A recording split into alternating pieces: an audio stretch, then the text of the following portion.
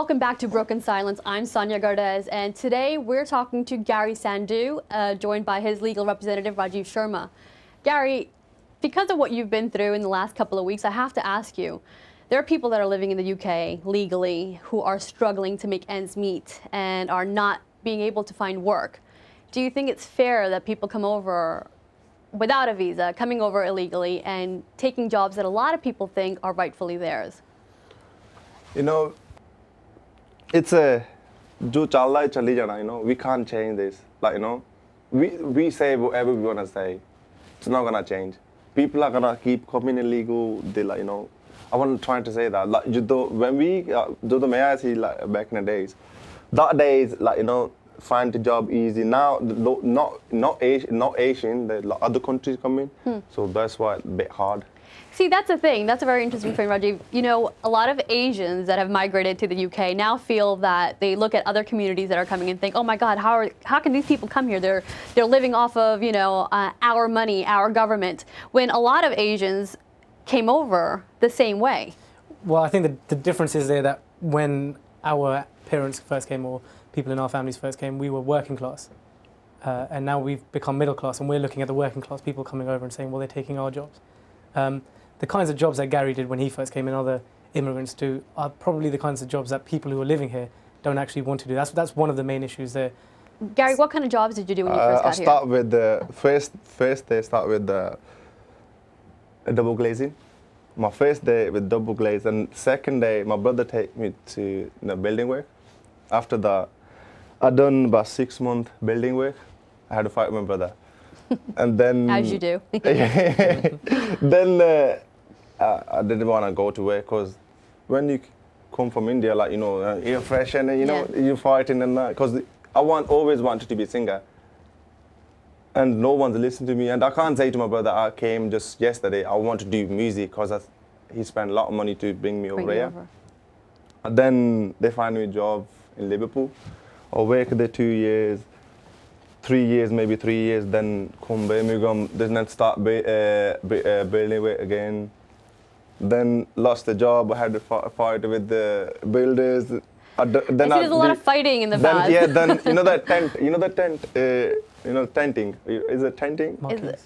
Yeah. Then I work with the tent people, like toilet cleaners, and then I work in a pub, a great bar. Worked there for a year. I've done loads of work. So you basically worked your way up to where you are now. Joining me is Sejal Karavadra, I hope I pronounced that correctly, who's a solicitor. Sejal, are there any processes to stop people migrating to the UK illegally? The government, thank you. The government are trying to put in new laws to make sure that people can't come over, but I don't know whether Rajiv will agree with me, but I don't feel that they're the right type of laws. They're trying to stop people who are going to actually contribute to the society in a good way. The people who've got high skills, they're stopping those routes. Are there people that are in the UK that already have those high skills? But then they wouldn't be looking to the...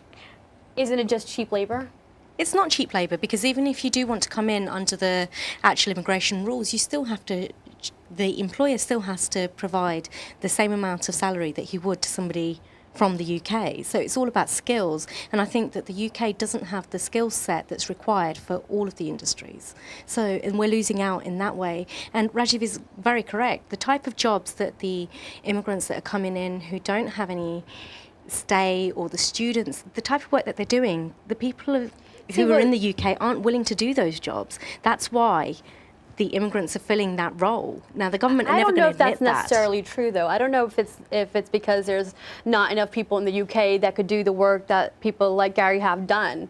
I think it's because, you know, when somebody comes over illegally, I know you say employers have to pay the same, but they don't. I'm not saying the type of work that Garry's done, that there's nobody who could do that work. The type of work that Garry's done, there aren't people who are willing to do that work.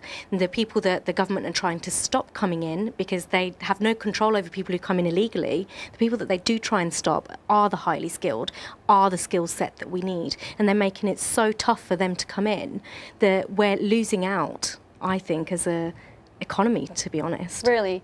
Now, you know, recently the whole Southall slums issue has been in the papers and in the media. people come from India, Pakistan, Bangladesh, thinking they're coming to England to build this really bright future, and then come here and end up living in slums, worse off than they were at home. Is there a solution to that problem? Because if we're just if it's so easy to come into the UK, isn't that problem just going to get bigger and bigger? No, you know, I'm going to tell you in Punjabi.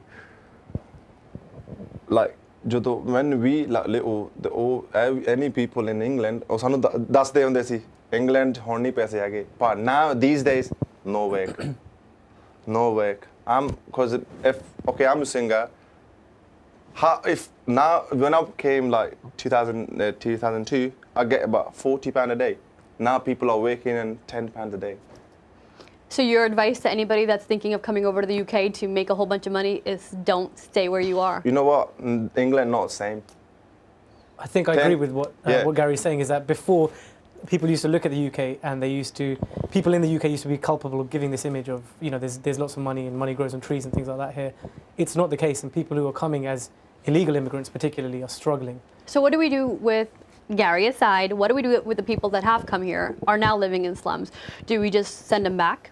Well, that's why we've got these protections in place, like the Human Rights Act, which I know the Conservative government wants to get rid of. But these are things that are there to protect people who've built a life for themselves. It's not just for anyone who's been here. It's for people who've actually built a life and can show what their circumstances here are, and that they've got this family life and private life here. You know, some strong people, they still come, they still hard work. You know, some people now padhe now काम कर सकते हैं. So they the people running around gurdwara रोटी खाई जाते बेचारे हुन की करके they gonna feed. One of my roommate, he's been here like nearly, he's got a visa for 1 year. He's been here 7 months. I think he did work only a month. So how's he gonna उन्हें पैसे कितना मोड़ के भेजने जड़ी ला के आया.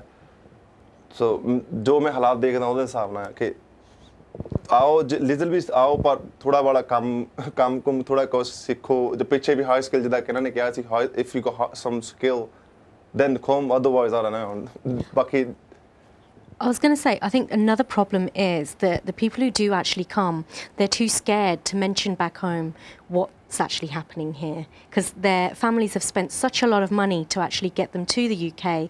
How do they then say that, look, I'm not able to find work to help support myself, I am having to go to the gurdwaras to eat.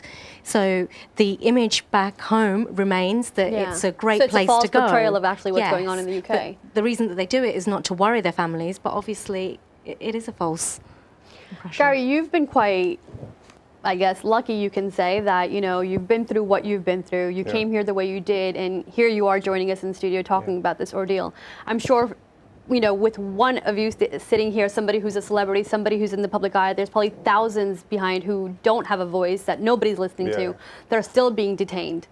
You know, you know, the week they detained me, when you're outside, you like proper chilling, you got nothing to worry about. Jidhar main andar gaya, I found out it's like a prison. It's not a detention center. It's like a prison. It's worse than prison. You know the short terms, that when you put in short terms, it's proper smell.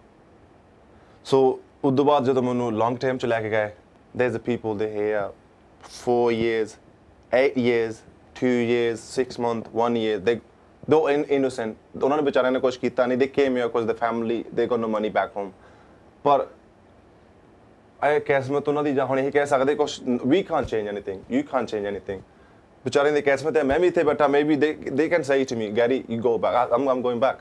But I go little bit talent, I can make money back home. But you know, it's चलती दुनिया. You know, you can't say anything.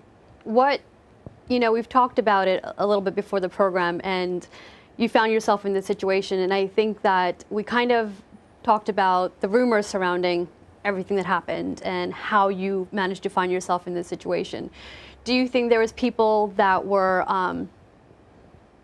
you know, playing you out? Not. You know what? After me, a lot of people say to me, yeah, जिन्होंने कुछ किया, मैं उन्होंने ना ही मैं इधर नहीं करना, मैं तो नहीं कुटना.